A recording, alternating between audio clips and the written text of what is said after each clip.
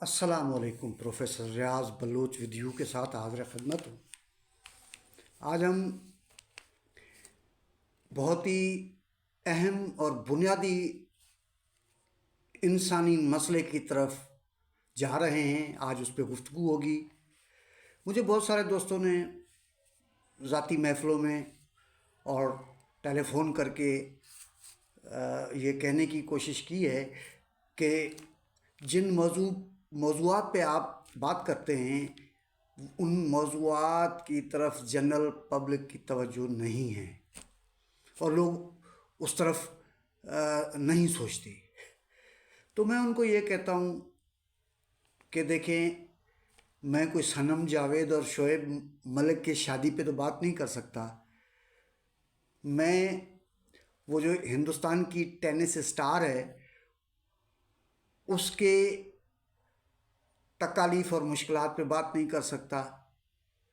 میں جو ہے وہ پولیس اور آرمی کے جو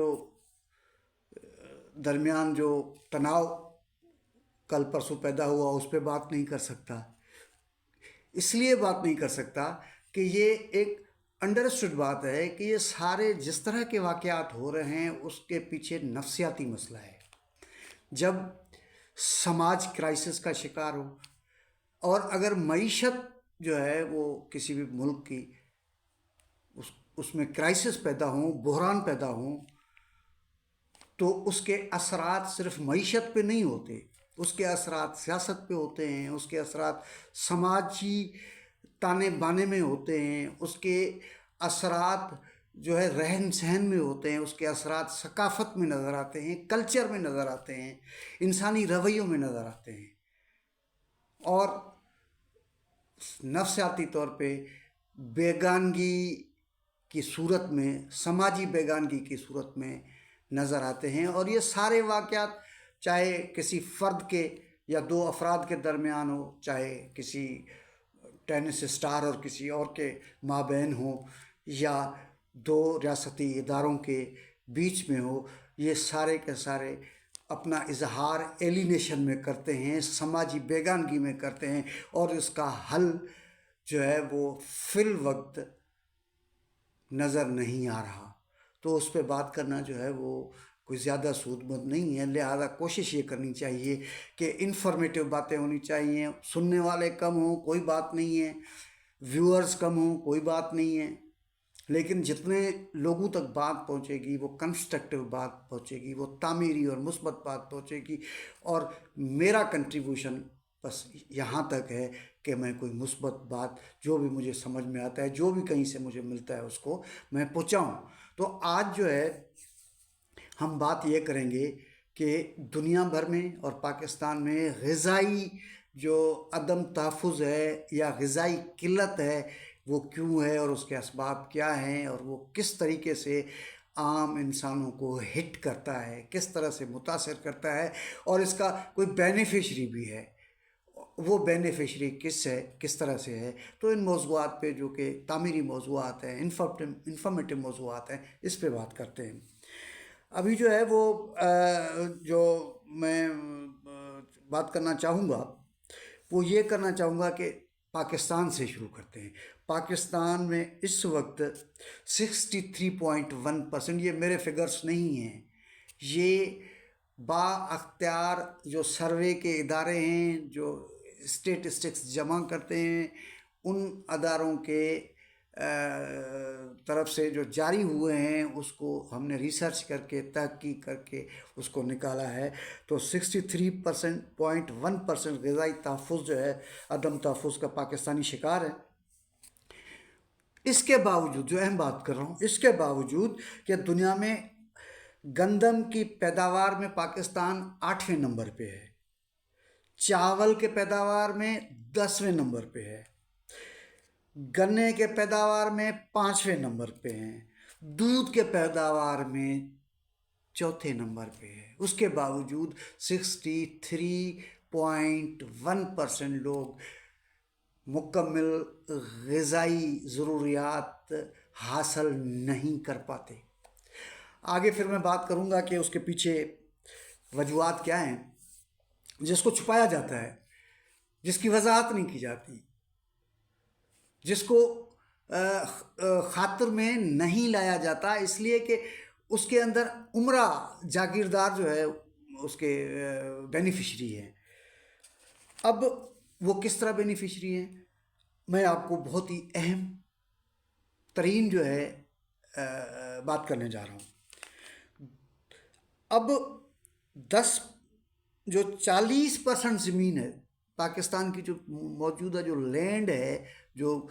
پرائیویٹ سیکٹر میں ہیں، جو لینڈ ہے، اس کے 40% ملکیت صرف 10% فیوڈلز کے پاس ہے۔ 40%، اس میں 10% جو لوگ ہیں ان کے پاس پورے پاکستان کی 40% زمین ہے، اور باقی جو 50% لوگ ہیں اس کے پاس صرف 10% ہے، جس میں 5 ایکڑ 10 ایکڑ کے جو چھوٹے کسان ہیں یا چھوٹے زمیندار ہیں ان کے پاس ہیں۔ اب جب 40% لینڈ اونرز جو ہے زمین رکھ کے بیٹھے ہوئے ہیں، اور پروڈکشن کی جو شرح ہے پیداوار کی میں نے بتائی ہے، تو یہ جو لوگ ہیں سمجھنے کی ہے کہ یہ جو 63.1% لوگ غذائی عدم تحفظ کا شکار کیوں ہیں۔ سادہ سی بات ہے، اس کی وجہ صرف یہ ہے کہ ایک تو وہ جو 40% زمین ہے اس کی مکمل کلٹیویشن سائنٹیفک بنیادوں پہ ممکن نہیں ہے۔ جاگیردار کو کیا پڑی ہے کہ یہ کوئی برطانیہ کا یا یورپ کا کوئی جو کوآپریٹو فارمنگ تو نہیں ہے، یا کارپوریشنز تو نہیں کلٹیویٹ کرتی ہیں، زمینیں زراعت کرتی ہیں۔ ادھر تو فیوڈلز ہیں جو زمین کے حساب سے بھی فیوڈل ہیں اور مائنڈ سیٹ کے اعتبار سے بھی فیوڈل ہیں۔ وہ اپنی کنگڈم بنانے کے لیے وہاں پہ بیٹھے ہوئے ہیں، اور اس کنگڈم میں جو ہے نا کتنی زمین بنجر ہے، کتنی زمین کلٹیویٹ ہو رہی ہے، اس کے کیا جو ہے نا عام آدمی کو فائدے پہنچ رہے ہیں نہیں پہنچ رہے ہیں، وہ ان سے کوئی ان کو سروکار نہیں ہے۔ ان کو سیاسی اور سماجی جو ہے وہ سلطنت چاہیے، وہ ان کو اویلیبل ہے۔ لہذا سائنٹیفک بنیادوں میں چونکہ زمینیں جو ہے وہ کلٹیویٹ نہیں ہو رہی ہیں، لہذا پیداوار کا جو عالمی معیار ہے اس کو ہم حاصل نہیں کر پاتے۔ ایک بات تو یہ ہے، اور دوسری جو بات ہے وہ یہ ہے کہ اگر وہ ساری زمینیں جو ہے وہ اچھی پیداوار بھی دیں تو وہ غریب کی طرف تو پاسان نہیں ہوگا، کیونکہ غریب کے پاس تو کچھ بھی نہیں ہے۔ وہ زیادہ سے زیادہ جو ہے کسان سے زرعی مزدور بن جائے گا، اور جب زرعی مزدور بن جائے گا اور اس مشینری کو چلائے گا، اس تھریشر کو چلائے گا، اس کلٹیویٹر کو چلائے گا، اس ٹریکٹر کو چلائے گا، اس ٹریکٹر ٹرالی کو آپریٹ کرے گا، تو وہ ایک زرعی مزدور بن جائے گا، اور اس کے حالات سماجی طور پہ اور معاشی طور پہ وہی ہوں گے جو کہ اس سے پہلے بطور کسان اس کے تھے۔ تو ایک تو ایشو یہ ہے۔ لہٰذا جیسے کہ آپ جانتے ہیں کہ پاکستان میں جو زرعی اصلاحات ہے 1970-71 میں شہید ذوالفقار علی بھٹو نے کیے تھے، اور 1977 میں بھی کیے تھے، اور وہ ان کی حکومت کے 2-4 مہینے پہلے ہوئے تھے۔ لہذا جن زرعی اصلاحات پہ عمل درآمد ہوا اور جن پہ نہیں ہوا،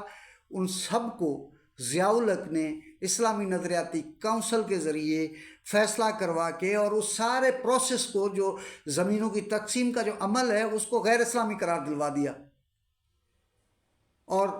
وہ زمینیں واپس کر دی گئیں جاگیرداری کو۔ اور اس کے پیچھے جو سبب تھا وہ شرعی یا اسلامی نہیں تھا، اس کا سبب یہ تھا کہ اگر بھٹو نے جو ہے نا وہ زرعی اصلاحات کیے تو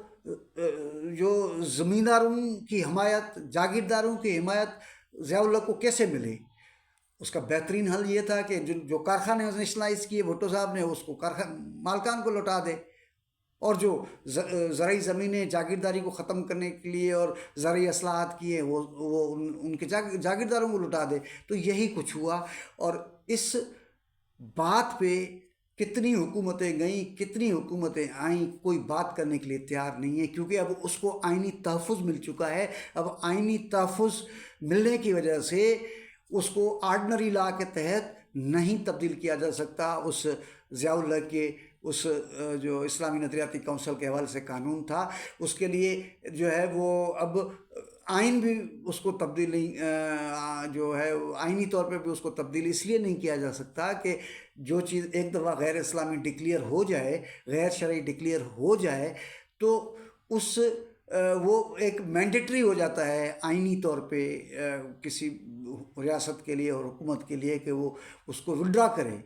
تو بڑی ہوشیاری سے سارا گیم کیا انہوں نے۔ اب یہ سپریم کورٹ ہی کر سکتی ہے، اس کی جو شرعی اپیلیٹ بینچ ہے وہ کر سکتی ہے، اور اس کے لیے جو ہے نا وہ ایک مقدمہ بھی جو ہے نا گزشتہ 15-16 سال سے پینڈنگ میں پڑا ہوا ہے۔ جناب عابد حسین صاحب جو کہ سینئر لائر ہیں اور عوامی ورکرز پارٹی کے جو ہے نا وہ بانی رہنما ہیں، بانی صدر ہیں، انہوں نے کیا ہوا ہے، سپریم کورٹ کے بہت ہی سینئر وکیل ہیں، لیکن اس پہ ہیئرنگ نہیں ہو رہی ہے۔ سپریم کورٹ کو چاہیے کہ اس کی ہیئرنگ کرے اور اس کو ڈائریکشن دے پارلیمنٹ کو کہ جی یہ غیر اسلامی نہیں ہے، یہ غیر شرعی نہیں ہے، اور اس کے بعد پوری گیم جو ہے وہ کورٹ میں چلی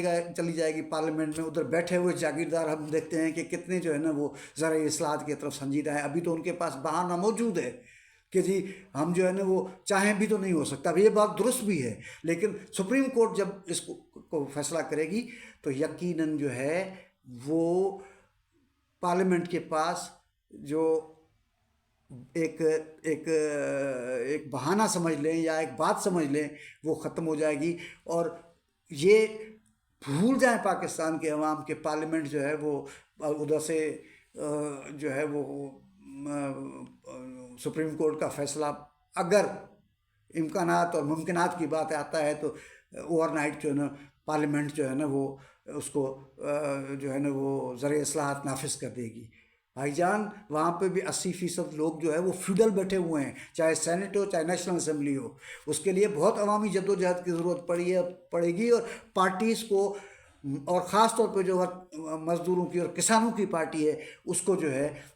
فورس کرنا پڑے گا، ان کے اوپر دباؤ ڈالنا پڑے گا، تبھی جا کے یہ جو پاکستان کے عوام کا سب سے بنیادی مسئلہ ہے زرعی اصلاحات کا وہ حل، اور اس کے نتیجے میں جو ہے نا غذائی قلت اور جو غذائی جو عدم تحفظ ہے اس کا خاتمہ ہو سکتا ہے۔ اس میں دوسری جو بات میں کرنا چاہ رہا ہوں وہ یہ ہے کہ یہ سن 2022 کی رپورٹ ہے، 3,43,00,000 لوگ متاثر ہوئے بارشوں سے پاکستان میں۔ اور یہ رپورٹ کس کی ہے؟ یہ رپورٹ ہے food security information network FSIN، جو کہ ایک ایسا عالمی ادارہ ہے جو نظر رکھتی ہے فوڈ کے معاملے میں اور ان ساری چیزوں کے معاملے میں۔ اب اس کی وجوہات اس نے بتائی ہیں۔ اب وجوہات کیا بتائی ہیں؟ یہ جو 3,33,00,000 لوگ ہیں یہ جو ہے نا جو ہے پاکستان کے حوالے سے ہے، اور 257 فوڈ سیکیورٹی یعنی رپورٹ کے مطابق یہ 3 مختلف جائزہ رپورٹس ہیں، اور اس میں جو وجوہات بتائے گئے ہیں عالمی سطح پہ، یہ میں پاکستان کی بات نہیں کر رہا ہوں، یہ عالمی سطح پہ جو چیزیں ہیں ان کی بات کر رہا ہوں۔ اس بحرانات کی وجوہات کیا بیان کی ہیں؟ ایک تو یہ ایک عالمی تنازعات، موسمی تبدیلیاں، معاشی جھٹکے، اکنامک شاکس، یعنی 25 کروڑ لوگ انتہائی بھوک کی زندگی گزار رہے ہیں، دنیا کی بات کر رہا ہوں۔ یہ ڈیٹا جو ہے گزشتہ یعنی 2022 اور اس سے پیچھے، یعنی کہ یوں سمجھ لیں کہ 2018 سے 2022 تک کی یہ رپورٹ ہے، اور اس میں جو ہے انہوں نے کہا کہ اس سے یہ 58 ممالک میں یہ کچھ ہوا ہے، اور 258 ملین لوگ پھر انتہائی غربت کے اور غذائی قلت کا شکار رہے ہیں۔ اب یہ ایک عالمی تناظر ہے۔